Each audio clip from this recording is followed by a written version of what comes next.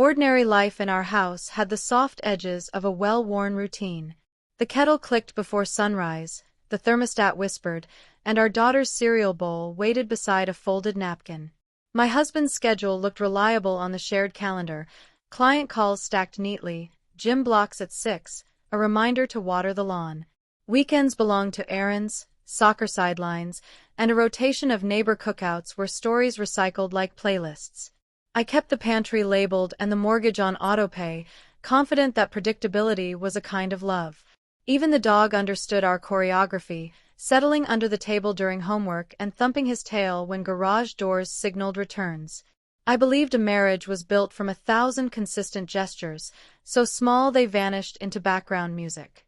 The house hummed with ordinary sounds I trusted, dryer clicks, cabinet sighs, the front hinges creak, and I wore that familiarity like armor. Nothing in that season suggested a second narrative was writing itself nearby. Small disturbances arrived like static at the edge of a familiar station. He started charging his phone in the garage, claiming the outlet by the workbench ran faster. Gym nights stretched until the dog refused to wait, pawing the door with nervous certainty. Packages came with vague return labels, and he whisked them away before cardboard met the recycling bin. A new fragrance clung to his shirts, not cologne, more like the echo of someone else's laundry room. He laughed at nothing in the kitchen, shoulders loosening to a conversation I could not hear. His calendar gained gray blocks titled planning, useful words that explained nothing. None of it rose to the level of accusation, it simply thinned the air. I straightened drawers, overwatered plants, and told myself pressure bends habits. The unease measured itself in small ways, an extra lock check, a longer glance at the shared credit card, then slipped back beneath the surface. First suspicions grew in places routine used to anchor. He mixed up a coworker's daughter's name with our child's classmate, then corrected himself with a brightness that arrived too quickly. A duplicate key disappeared from the hook near the door, and he suggested the dog might have knocked it behind the shoe rack. Mileage on the car rose without a corresponding trail of errands, while the back seat gathered glitter like a party's afterthought. A florist flyer hid in a pocket I had mended, promising arrangements in colors our home never wore. His ringtone changed to a chirp I did not recognize. The dog began waiting by the window at hours no one used to arrive. I told myself fatigue turns patterns into plots, that busy seasons scramble even good intentions. Still, a quiet meter inside me started counting. I stopped narrating away coincidences and began writing dates in a notebook I labeled simply, now. Tangible clues prefer numbers. The bank app recorded small but consistent charges at a cafe across the river, always during hours he claimed belonged to traffic. A rideshare receipt landed in our shared email with a pickup outside a townhouse I couldn't place and a drop at a boutique hotel that protected its anonymity behind a parent company's name. Cash withdrawals appeared in odd amounts near a playground 2 neighborhoods over. His calendar filled with gray blocks labeled planning, a neutrality that multiplied like rabbits. The shared cloud produced a blurry photo of a cupcake tower not from our bakery, the tablecloth patterned in a way I had never chosen. Individually, each line item could shrug. Together, they formed a map I pretended not to see. I printed statements, slid them into a folder called Household, and found my hands steadier than my breath. Truth, it turned out, needed a place to live. Verification demanded silence and a steady clock.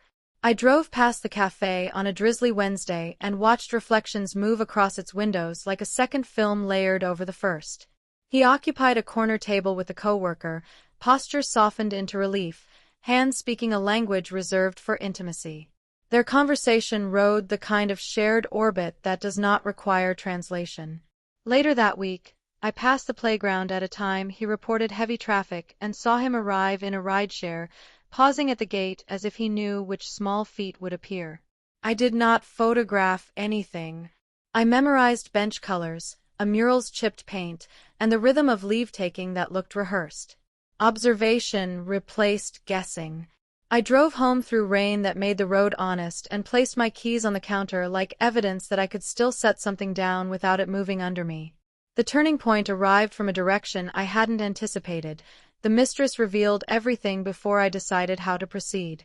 A message appeared from her personal account, not the office one, requesting a private meeting in a public place I trusted. She arrived early, spine straight, remorse sitting beside resolve. Without theatrics, she laid out a timeline measured in months, confirmed what my ledgers implied, and added details only participants would know: weekend trips described as conferences, gifts coded as reimbursements, explanations built from partial truths. She said secrecy had grown heavier than excitement and that continuing would make her a version of herself she could not keep. There were no appeals, just a presentation of facts and apologies I did not collect.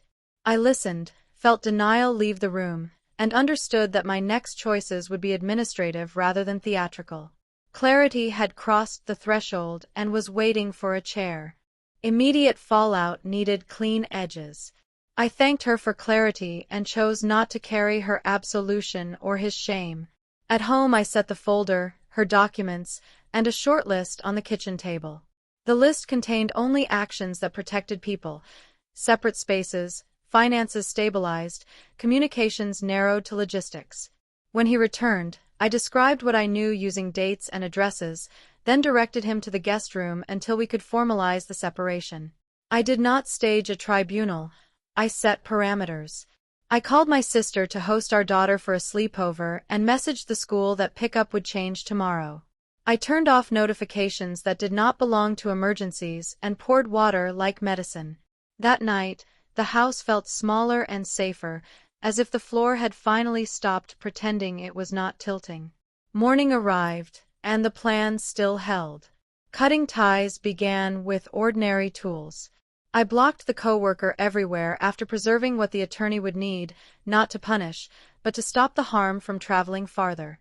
I moved shared passwords into a vault with fresh keys, changed the front door code, and relocated sentimental photos into a box for later sorting. Neighbors received a neutral line that we were reorganizing and that our daughter's routine would remain intact. HR received a brief note that personal circumstances required schedule adjustments.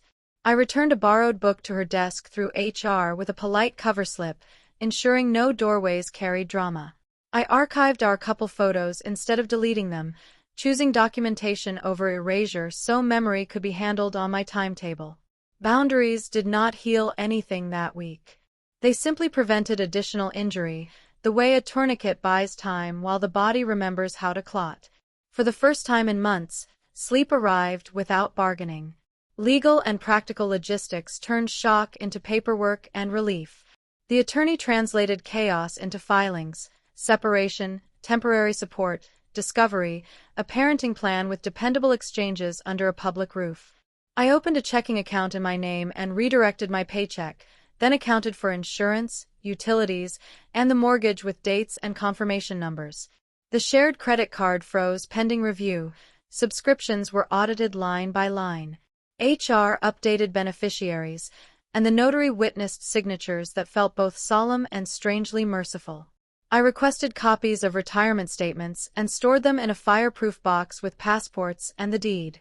Calendars shifted into color-coded custody blocks, with holidays specified in language precise enough to keep future storms from improvising.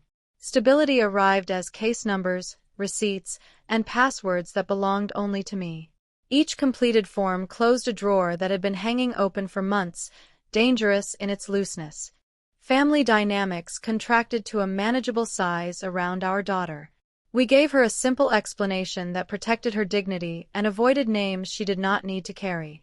Her questions were practical: which nights meant which pajamas, how the dog would choose his sleeping spot, whether soccer practice stayed on the same field. I kept answers boring on purpose and handed her a magnet calendar she could move with her own hands. Teachers learned just enough to watch for distraction, and friends took their cues from me, offering rides instead of theories. On my days, I doubled down on rituals: pancakes for dinner, library Tuesdays, a 10-minute walk after homework to reset the air. She slept through most nights again, and laughter returned in flashes, bright and ordinary. I did not speak of the mistress in our home. Civility in emails proved a better shield than any speech about betrayal. Rebuilding looked ordinary enough to trust. I repaired the wobble in the kitchen chair he always meant to fix, then learned to replace the porch light. I enrolled in a weekend finance course and found calm in reconciled columns. A friend helped me rearrange the living room so sightlines didn't argue with memory. I moved my body at sunrise around the lake until the path felt like a promise I made to myself. I opened a savings account named Future Repairs and transferred modest amounts with private pride. I scheduled a physical, a dental cleaning, and an eye exam, the kind of maintenance that quietly declares a life continued. The folder of evidence went into a drawer. The point had shifted from proving harm to practicing care. Identity followed behavior, quiet and durable. By the time spring pressed green against the sidewalks, I recognized steadiness in my own voice. Reflection clarified the difference between guilt and responsibility. Her confession did not repair our marriage. It made denial impossible and recovery honest. I had not failed by trusting. I had honored the agreement I thought we shared. He had written a different contract in secret. I refused to co-sign it. Forgiveness, where it sprouts, is a clearance inside me that refuses to store poison. It is not a shortcut back to what broke. I will be civil for the sake of our child and precise for the sake of our future. I learned that boundaries are scaffolding rather than punishment, holding shape while new structure cures. When the house hums with familiar sounds, the kettles click, the hinges creak, I let them be neither omen nor nostalgia, only evidence of living. Forward looks ordinary and therefore precious, measured in clear calendars and a door that locks behind me.